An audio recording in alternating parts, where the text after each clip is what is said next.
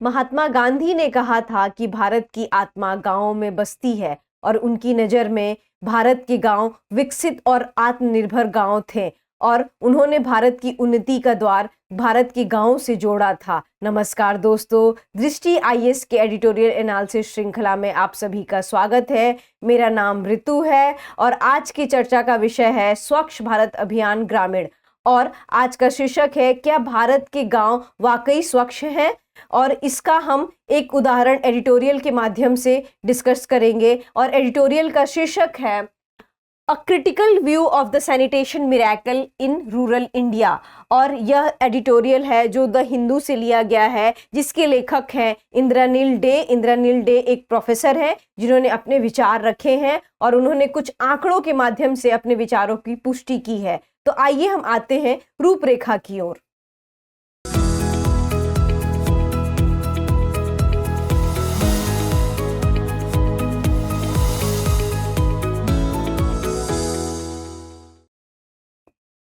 तो रूपरेखा में सबसे पहले हम इस बात पर चर्चा करेंगे कि यह विषय चर्चा में क्यों है। दूसरा, चूंकि हम स्वच्छ भारत की बात कर रहे हैं तो यह हमारा जानना जरूरी है कि स्वच्छ भारत अभियान क्या है।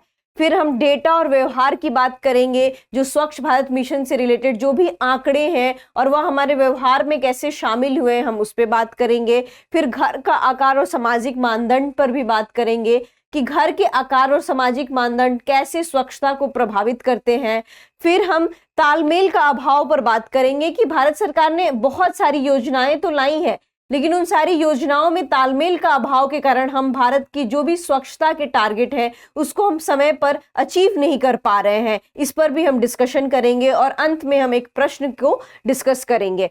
तो हम इसके इंट्रोडक्शन पार्ट की ओर जानते हैं। तो हम इंट्रोडक्शन पार्ट में देखते हैं कि यूनाइटेड नेशन ने सतत विकास के गोल निर्धारित किए थे और वह कितने गोल हैं, तो वह 17 गोल है। 17 गोल में से छठा नंबर का जो गोल है, जिसमें भारत में और पूरे विश्व में स्वच्छता और पानी की समस्या पर विचार करने की कोशिश की गई है। तो इसी ध्यान को और इसी गोल को ध्यान में रखते हुए भारत सरकार ने स्वच्छ भारत अभियान का निर्माण किया और अभियान चालू किया, और जिसको भारत सरकार ने एक जन आंदोलन का स्वरूप देने की कोशिश की। हम आंकड़ों के माध्यम से इस बारे में चर्चा करेंगे कि क्या यह जन आंदोलन बना है कि नहीं बना है। यदि नहीं बना है तो उसमें किस कारणों की वजह से नहीं बना है, तो इस बारे में हम चर्चा करेंगे। और लेखक यह भी कह रहे हैं कि भारत में जो स्वच्छता के इतिहास रहे हैं और अभियान के इतिहास रहे हैं वह कोई नया इतिहास नहीं है। 1986 में भी हम इस एक अभियान की बात करते हैं, उन्होंने एक 1999 में भी एक अभियान की बात करते हैं, लेकिन यह बढ़ चढ़ कर जोरों से शोरों से चर्चा में 2014 में आया, क्योंकि यह एक 2014 में मिशन का स्वरूप लिया और मिशन के स्वरूप लेने के कारण मीडिया कवरेज भी इस पूरे मिशन को बहुत ज्यादा मिला और यह जो अभियान है जन लोकप्रिय हुआ और गांव-गांव तक लोगों तक स्वच्छ भारत अभियान का गूंज उठी। लेकिन हम इस गूंज का अगर डेटा के थ्रू आंकड़ों के माध्यम से स्टडी करेंगे तो हम यह पाते हैं कि जो हमारे डेटा दर्शाते हैं, अगर व्यवहारिक रूप में उस डेटा को हम देखते हैं तो भारत के गांव उतने स्वच्छ नहीं है। तो इस बारे में हम चर्चा करेंगे कि भारत के गांवों को और ग्रामीण समाज को कैसे स्वच्छ बनाया जाए। तो हम आते हैं अगले स्लाइड की ओर। तो अगला स्लाइड स्वच्छ भारत अभियान के बारे में है। जैसा कि मैंने कहा है कि यह पूरा जो सेशन है स्वच्छ भारत अभियान के बारे में है, तो इस बारे में जानकारी रखना जरूरी है कि स्वच्छ भारत अभियान को कब लागू किया गया है। तो आप सभी जानते हैं कि 2 अक्टूबर 2014 को स्वच्छ भारत अभियान हमारे बीच में आया था और इस स्लाइड में हम स्वच्छ भारत शहरी और ग्रामीण, जिसमें से हमारा पूरा फोकस ग्रामीण की ओर होगा क्योंकि हम भारत के गांव में स्वच्छता की ओर बात कर रहे हैं। तो हम पहले चरण की ओर देखते हैं। तो हम जानते हैं कि 2 अक्टूबर 2014 को यह अभियान हमारे बीच में आया था और इस मिशन के अंतर्गत जो हमारा टारगेट था 10 करोड़ से ज्यादा व्यक्तिगत शौचालयों का निर्माण किया गया था और 2014 से लेके 2019 जो चरण 1 था उसमें भारत के गांवों को ओडीएफ मुक्त डिक्लेयर कर दिया गया था। इट मींस कि भारत के जो गांव हैं खुले में शौच मुक्त गांव हो चुके हैं। तो यह स्वच्छ भारत अभियान का पहला चरण का उपलब्धि आंकड़े बताते हैं। अब हम आते हैं दूसरे चरण की ओर। तो दूसरा चरण हम देखते हैं कि दूसरे चरण के टारगेट क्या थे कि जो पहले चरण में जो भी उपलब्धियां थी उस उपलब्धियों में स्थिरता बनी रहे। इट मीन्स कि जो भी हमने उपलब्धियां हासिल की, जैसे कि 10 करोड़ हमने निजी शौचालय बनाए, तो उसमें स्थिरता होनी चाहिए, वो कांस्टेंट बेसिस पे उसका इस्तेमाल होना चाहिए। ये हमारा सबसे पहले टारगेट था। उसके बाद हम ठोस, तरल और प्लास्टिक अपशिष्ट प्रबंधन पर भी काम करेंगे और इसका जो टाइम पीरियड था 2020-21 से लेकर 2024-25 थे और यह वर्ष है 2024-25। और इस वर्ष में इस बात पर चर्चा की जा रही है कि 2024-25 तक भारत के गांवों को ODF प्लस मुक्त करार दिया जाएगा। चूंकि अभी भारत के गांव ODF बस हैं, पर ODF प्लस दर्जा लेने लायक है कि नहीं, इस बारे में भी हम चर्चा करेंगे। तो यह है स्वच्छ भारत मिशन चरण 2। और इसमें हम यदि शीर्ष प्रदर्शन वाले राज्य को देखते हैं कि कौन से राज्य शीर्ष प्रदर्शन पर हैं, तो इसमें तेलंगाना है, तमिलनाडु है, ओडिशा है, उत्तर प्रदेश है और हिमाचल प्रदेश है। तो यह जो 5 राज्य हैं वो शीर्ष प्रदर्शन वाले राज्य है। तो ये हमारा हुआ स्वच्छ भारत मिशन चरण 2 और इसका हम ऑलरेडी डिस्कस कर चुके हैं कि क्या इसके टारगेट्स हैं। तो अब हम आते हैं अगले स्लाइड की ओर। अगला स्लाइड क्या कहता है, खुले में शौच मुक्त स्थिति। तो जो ODF है उसके क्या क्या क्राइटेरिया है, ODF के क्या क्राइटेरिया है, ODF प्लस के क्या क्राइटेरिया है, इस बारे में हम जानकारी जरूर रखते हैं क्योंकि प्रीलिम्स एग्जामिनेशन में इस क्वेश्चन को पूछा जा सकता है कि ODF प्लस का क्राइटेरिया क्या है, ODF डबल प्लस का क्राइटेरिया क्या है। यह बस आपके UPSC के लिहाज से नहीं महत्वपूर्ण है, जो भी आपके स्टेट सिविल सर्विसेज होते हैं उससे भी यह महत्वपूर्ण है। और यह जो सेशन है वो आम इंसान यदि भारत की स्वच्छता के बारे में जानकारी लेना चाहता है उस हिसाब से भी महत्वपूर्ण है। इसलिए इस पूरे स्लाइड को आप ध्यान से देखेंगे और ध्यान से सुनेंगे। तो ODF के क्राइटेरिया क्या है कि यदि दिन में किसी भी व्यक्ति को खुले में शौच करते हुए नहीं पाया गया है तो उस क्राइटेरिया को ODF कहा गया है, जो कि भारत ने ऐसा, भारतीय सरकारी जो आंकड़े हैं ऐसा डिक्लेयर किया गया है कि 2019 तक भारत ODF मुक्त हो गया है। अब 2024-25 तक भारतीय सरकार का ये आंकड़ा है और यह टारगेट है कि वो 2024-25 तक ODF प्लस का दर्जा हासिल करे। ODF प्लस के क्राइटेरिया क्या है, तो इसके क्राइटेरिया ये है कि किसी भी व्यक्ति को दिन के वक्त खुले में शौच और पेशाब करते हुए नहीं पाया गया है तो उसको ODF प्लस करार किया जा सकता है। और उसमें एक और क्राइटेरिया है कि सभी सामुदायिक तथा सार्वजनिक शौचालय कार्यात्मक अवस्था में हो। तो यह एक दूसरा उसका क्राइटेरिया है। अब हम आते हैं ODF डबल प्लस के क्राइटेरिया को। तो ODF डबल प्लस के क्राइटेरिया में सबसे पहला क्राइटेरिया ये होना चाहिए कि वह गांव और वो पूरा जो इलाका है ODF प्लस स्थिति में हो। तो सबसे पहले हम स्थिति का आकलन करेंगे। दूसरा, हमें उसमें एक अन्य क्राइटेरिया को जोड़ा गया है कि वहां मल, कीचड़, सेप्टेज और नालियों का सुरक्षित रूप से प्रबंधन तथा उपचार किया जाता हो और खुले क्षेत्र में जो भी नालियां हैं उसका प्रवाह ना हो। तो यह 3 क्राइटेरिया है जो ODF क्राइटेरिया को दर्शाते हैं। फिलहाल भारत का क्राइटेरिया ODF मुक्त है और भारत यह इस बात को एम कर रहा है कि 2024-25 तक वो ODF प्लस हो जाए और मे बी 2024-25 में भारत सरकार ODF डबल प्लस के भी कुछ टारगेट सेट करे। बट फिलहाल यदि आपके प्रीलिम्स एग्जामिनेशन में इससे रिलेटेड प्रश्न आते हैं तो भारत बस ODF है। तो अब हम आते हैं अगले स्लाइड की ओर। तो अगला स्लाइड है डेटा और व्यवहार। तो डेटा और व्यवहार में इस पूरे जो भी पैराग्राफ लिखा गया है लेखक के द्वारा, तो इसमें यह बताया गया है कि आंकड़े कुछ और दर्शाते हैं, लेकिन यदि हम उस आंकड़ों का व्यवहारिक आकलन करते हैं तो हमारे सामने प्रश्न कुछ और खड़ा हो जाता है, हमारे सामने स्थितियां कुछ और खड़ी हो जाती हैं। तो इस आंकड़े में उन्होंने बताया है कि सरकारी आंकड़ों के अनुसार भारत में लगभग 85% गांव ODF प्लस बन गए हैं। यह सरकारी आंकड़े बता रहे हैं। और उन्होंने एक SSO का सर्वेक्षण लिया है जिसको राष्ट्रीय प्रतिशत सर्वेक्षण कहा जाता है। उन्होंने यह बताया है कि SSO के डेटा के अनुसार 2012 में जब 59% ग्रामीण परिवारों के पास शौचालय की पहुंच नहीं थी, जिसमें 4% व्यक्तियों के पास पहुंच थी लेकिन वह व्यक्तिगत और निजी कारणों की वजह से शौचालय का इस्तेमाल नहीं करते थे। और उन्होंने उसमें कुछ कारण बताया है कि जिनके पास शौचालय थे वो लोग भी क्यों नहीं शौचालय का इस्तेमाल करते थे। तो जिसमें से कुछ कारण है कि कोई अधिरचना ना होना, इट मीन्स कि जो भी टॉयलेट्स हैं, जो भी शौचालय की व्यवस्था है उसका कोई अधिरचना नहीं था, उसके पास कोई प्रॉपर इंफ्रास्ट्रक्चर नहीं था, जिसका आंकड़ा है कि 21% लोग ऐसे थे। दूसरा, सुविधा में खराबी, तो इसके आंकड़े में 22% लोग ऐसे थे। और तीसरा है सुविधा का अवस्थाकर और अस्वच्छ होना, मतलब जो भी टॉयलेट्स हैं वो अस्वच्छ स्थिति में थे, तो 20% लोग ऐसे हैं। और व्यक्तिगत कारण वाले लोग 23% हैं। यह 4 तरह के क्राइटेरिया है जो एनएसएसओ के आंकड़े दर्शाते हैं कि इन सारे रीजन्स की वजह से जिनके पास टॉयलेट्स की, शौच की व्यवस्था थी, वो लोग भी इस्तेमाल नहीं करते थे। तो यह आंकड़े ये बताते हैं। और दूसरा आंकड़े यह बताते हैं कि भारत में 95% ग्रामीण आबादी के पास शौचालय की पहुंच है, लेकिन मंत्रालय के आंकड़े ये बताते हैं। लेकिन जब हम व्यवहारिक इस्तेमाल की ओर आते हैं तो यह आंकड़े 10% कम हो जाते हैं। मतलब 95% लोगों के पास शौचालय की व्यवस्था तो है, लेकिन व्यवहारिक रूप में बस केवल 85% लोग ही इसका इस्तेमाल कर रहे हैं।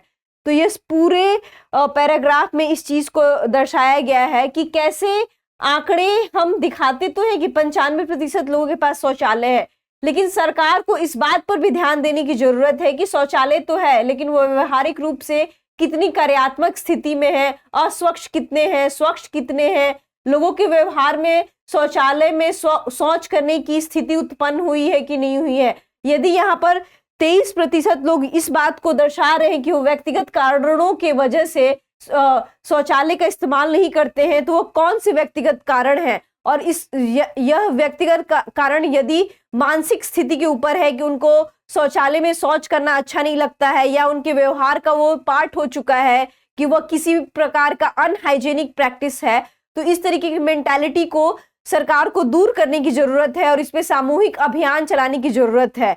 यह बस आंकड़े केवल सरकारी आंकड़े तक सीमित ना होकर लोगों के व्यवहार तक भी सीमित होना चाहिए। तो अब हम आते हैं दूसरे स्लाइड की ओर। तो दूसरा स्लाइड यह बात करता है कि इसमें भी डेटा की बात होती है। तो डेटा की बात में हम देखते हैं कि स्वामित्व, इट मीन्स की ओल्ड जो टॉयलेट है वो 79% है। साझा, इट मीन्स की जो शेयर टॉयलेट है वो 14% है, और जो सार्वजनिक टॉयलेट है वो 1% है। तो जब हम भारत में टॉयलेट्स की उपलब्धता पर बात करते हैं तो इस लेवल के उपलब्धता को हम देख सकते हैं। हालांकि यह भी सरकारी आंकड़े ही बताते हैं कि 85% ग्रामीण आबादी सुरक्षित, कार्यात्मक और स्वच्छ शौचालय का उपयोग करती है। लेकिन इसमें हमने ऑलरेडी इस बात को डिस्कशन कर चुके हैं कि 85% आबादी इस बात का क्लेम तो करती है कि हमारे पास टॉयलेट्स है और हम इसका उपयोग भी करते हैं, लेकिन यदि हम प्रैक्टिकल अप्रोच की ओर आते हैं और व्यवहारिक अप्रोच की ओर आते हैं, जिसमें हम 10% का अंतर देखते हैं, इट मीन्स कि यह 85% घटकर 75% हो जाता है। तो हम यह कैसे कह सकते हैं कि भारत के जो गांव हैं वो ओडीएफ मुक्त गांव हैं? तो यह आंकड़ों के साथ साथ हमें व्यवहारिक चीजों पर भी शोध करने की जरूरत है और ऐसी चीजों पर भी काम करने की जरूरत है कि केवल यह आंकड़े ना बनकर रह जाएं और लोगों की मेंटालिटी, मानसिकता जो शौचालय को लेकर है कि वह घर में जो शौचालय है उसमें वो क्यों नहीं इस्तेमाल करते हैं, इस पर भी हमें काम करने की जरूरत है। और इसमें लेखक यह भी कहते हैं कि जो भी हमने उपलब्धियां हासिल की हैं कि 39% से लेके आज 85% तक टॉयलेट्स हम गांव-गांव में बनवा चुके हैं, लेकिन उसमें स्थिरता बनी रहनी चाहिए और जो भी कमियां जो पहले चरण में रह गई थी उसको दूसरे चरण में ठीक करने की जरूरत है, और तभी भारत को ओडीएफ प्लस डिक्लेयर का दर्जा देना चाहिए। अब हम आते हैं अगले स्लाइड की ओर। तो अगला स्लाइड है घर का आकार और सामाजिक मानदंड। तो हम इस बारे में चर्चा कर चुके हैं कि बहुत सारे फैक्टर्स हैं, लोगों ने पर्सनल रीजंस बताएं कि पर्सनल रीजंस की वजह से वो टॉयलेट्स यूज नहीं करते हैं। लोगों ने यह भी बताया है कि अधिरचना नहीं है, टॉयलेट की बिल्डिंग्स नहीं है। फिर कुछ लोगों ने यह भी बताया है कि क्योंकि टॉयलेट स्वच्छ नहीं रहते हैं, इस कारण से वह टॉयलेट्स का इस्तेमाल नहीं कर पाते हैं।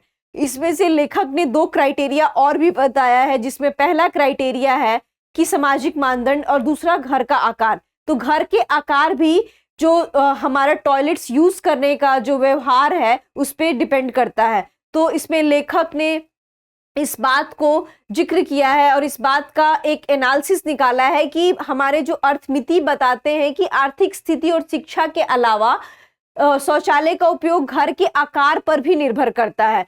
घर जितना बड़ा हो उसमें शौचालय के उपयोग करने की संभावनाएं उतनी ही कम हो जाती हैं। आंकड़े और यह व्यवहार आपको चौंका सकते हैं, लेकिन यह हमारे रिसर्च डेटा है और इस पर लेखक ने मुहर लगाया है। और उन्होंने दूसरा क्राइटेरिया यह भी बताया कि अत्यधिक भीड़ भाड़ और सामाजिक मानदंड भी शौचालय उपयोग ना करने के कारण बन सकते हैं, और यह बने भी हैं।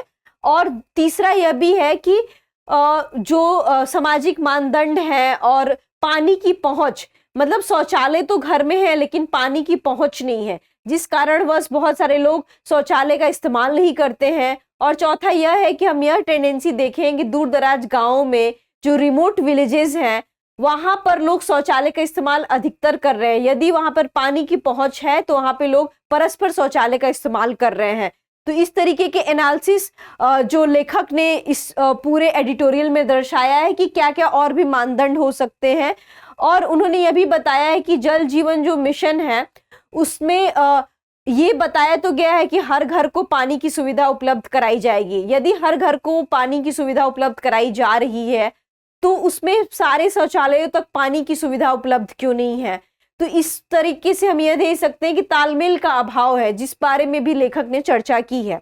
अब हम आते हैं अगले स्लाइड की ओर। तो अगला स्लाइड ये बताता है कि घर के जो आकार है, जैसे कुछ कुछ घर के आकार बहुत बड़े होते हैं, तो जो हमारे मानदंड हैं, जो भी हमने टारगेट अचीव किया है कि हर घर में शौचालय होना चाहिए, ये हमारा बेसिक क्राइटेरिया और बेसिक हमारा एम होना चाहिए कि हर घर में एक शौचालय होना चाहिए। यदि किसी का घर बहुमंजिला मकान है और बहुत बड़ा फैमिली साइज है तो क्या उसके लिए एक टॉयलेट यूजफुल है और एक टॉयलेट काफी है?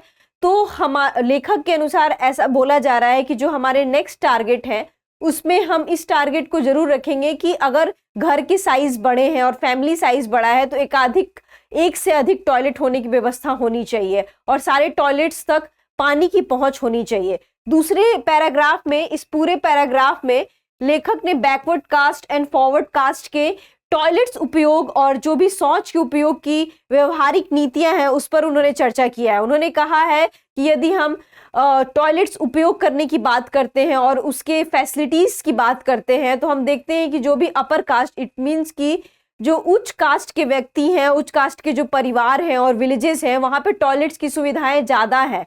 ऑन द अदर हैंड हम दूसरी साइड देखते हैं तो कुछ ऐसे गांव हैं जहां पर नीचे जाति के व्यक्ति रहते हैं, वहां पर टॉयलेट्स की सुविधाएं कम है। लेकिन यदि हम उपयोग के आंकड़े की ओर देखते हैं तो जो अपर कास्ट विलेजेस है और अपर कास्ट फैमिलीज है उसमें उपयोग की टेंडेंसी को कम पाया गया है। ऑन द अदर हैंड जो नीचे जाति के विलेजेस हैं और नीचे जाति के जो घर हैं उनमें उपयोग करने की टेंडेंसी को ज्यादा पाया जा सकता है। तो इस पूरे आंकड़े में हमें बहुत सारे चौंकाने वाले तथ्य मिले हैं। आपको बहुत तरीके के ऐसा लग सकता है कि जिनके पास सुविधाएं कम है उनके पास टेंडेंसी भी कम होगी, लेकिन यह आंकड़े विपरीत दर्शाते हैं कि जिनके पास सुविधाएं ज्यादा है टॉयलेट्स की, उनके पास उपयोग करने की टेंडेंसी कम है, पर जिनके पास सुविधाएं कम है उनके पास उपयोग करने की टेंडेंसी ज्यादा है। तो यह हमारे व्यवहारिक मानदंड को दर्शाता है और सामाजिक मानदंड भी कैसे भारत को ओडीएफ मुक्त नहीं कर पा रहे हैं, इसमें ये सारे सामाजिक मानदंड का भी बहुत बड़ा योगदान है। तो इस पूरे एडिटोरियल में इस बारे में भी बात की गई है कि कैसे जातियों के आधार पर भी टॉयलेट्स उपयोग में अंतर आ सकता है। अब हम आते हैं अगले स्लाइड की ओर। अगला स्लाइड है तालमेल का अभाव। तो जैसा कि हमने बोला है कि भारत सरकार ने अनेक नीतियां लाई हैं, हमने जल जीवन मिशन पर चर्चा की, हमने स्वच्छ भारत मिशन, स्वच्छ भारत ग्रामीण, स्वच्छ भारत शहरी मिशन पर चर्चा की। तो इन सारी नीतियों का हम स्वागत करते हैं और इस सारी नीतियों की वजह से हम यह देखते हैं कि भारत काफी स्वच्छ हो चुका है और लोगों के बीच में स्वच्छता के प्रति जागरूकता भी उत्पन्न हुई है। इस चीज को इग्नोर नहीं किया जा सकता है कि लोगों के बीच में जागरूकता उत्पन्न नहीं हुई है। लेकिन लेखक का यह भी मानना है कि यदि सारी नीतियों में तालमेल हो और सारी मिनिस्ट्रीज एक दूसरे के साथ परस्पर इस बात पर डिस्कशन करें और चर्चा करें कि कैसे इस स्कीम को उस स्कीम से जोड़ के जो हमारे टारगेट हैं, जैसे जल जीवन के जो टारगेट हैं, उसके अलावा स्वच्छ भारत मिशन के जो टारगेट हैं, यदि आपस में ये सारी मिनिस्ट्रीज बात करें, स्कीम्स को रिलेट हो जाए तो जो तालमेल की समस्या आ रही है उस समस्याओं का हम निदान पा सकते हैं। और ओडीएफ प्लस में जो भारत को स्ट्रगल कर रहा है, जो हमारे आंकड़ों के विपरीत व्यवहारिक मानदंड है उस चीज में हम एक तालमेल देख सकते हैं कि जो आंकड़े दर्शा रहे हैं वो व्यवहारिक रूप में भी वो आंकड़े उतने ही सच हो। तो इस तरीके से तालमेल के अभाव पर लेखक ने बात की है और उन्होंने आगे की राह को बताया है कि जो हमने टारगेट सेट किया है उस टारगेट पे जरूर काम होना चाहिए, लेकिन हमने जो पिछला टारगेट अचीव किया था उसकी स्थिरता को बनाए रखने की जरूरत है। दूसरा उन्होंने यह भी कहा है कि जो भारत एक जाति प्रधान देश है और जाति प्रधान देश में हम देखें कि कास्ट डिफरेंसेस बहुत ज्यादा है, तो लो कास्ट व्यक्तियों के लिए, लो कास्ट फैमिलीज के लिए बहुत ही इनएक्सेसिबल चीजें हैं। उनके लिए किसी भी समाज में अपने आप को एडेप्ट करना और या वह किसी प्रकार की नीति लेकर आते हैं, वह किसी प्रकार के मानदंड लेकर आते हैं, तो उनकी एक्सेप्टेबिलिटी रेट बहुत कम है। तो इस बारे में भी सरकार को काम करने की जरूरत है। जो डिफरेंसेस सामाजिक मानदंड की वजह से आ रहे हैं, उपयोग के डिफरेंसेस आ रहे हैं, इस पर सरकार को काम करने की जरूरत है और तालमेल रखने की जरूरत है। तो इस तरीके से उन्होंने समग्र और बुनियादी जो बुनियादी ढांचे हैं, जो बुनियादी मांग है लोगों की, रोटी कपड़ा मकान, उस पर ध्यान देने की जरूरत है। यदि हमारे बुनियादी ढांचे सही रहेंगे तो हम स्वच्छता के भी ढांचों को और स्वच्छता के भी टारगेट को इजीली पा सकते हैं। तो यह लेखक का ओवरऑल डिस्कशन है, ओवरऑल एनालिसिस है इस पूरे एडिटोरियल में। अब हम आते हैं प्रश्न की ओर। तो आज का प्रश्न है, भारत में ठोस अपशिष्ट प्रबंधन नियम 2016 के अनुसार निम्नलिखित में से कौन सा कथन सही है? यह प्रश्न 2019 में पहले ही पूछा जा चुका है, तो मुझे लगता है कि आप इसका उत्तर आसानी से दे सकते हैं। यह चारों इसके ऑप्शंस हैं, तो आप इस ऑप्शंस को ध्यानपूर्वक पढ़ लीजिए और इसका उत्तर कमेंट सेक्शन में दे सकते हैं। मुझे उम्मीद है कि इस सेशन में आपको कोई समस्या नहीं हुई होगी। यदि आपको किसी भी प्रकार की समस्या है तो कमेंट सेक्शन में आप पूछ सकते हैं और इस प्रश्न का उत्तर जरूर आप कमेंट सेक्शन में दीजिए। धन्यवाद आपके समय के लिए। डियर व्यूअर्स, अपने एग्जाम की तैयारी को और बेहतर करने के लिए हमारे चैनल को लाइक, शेयर और सब्सक्राइब करना न भूलें।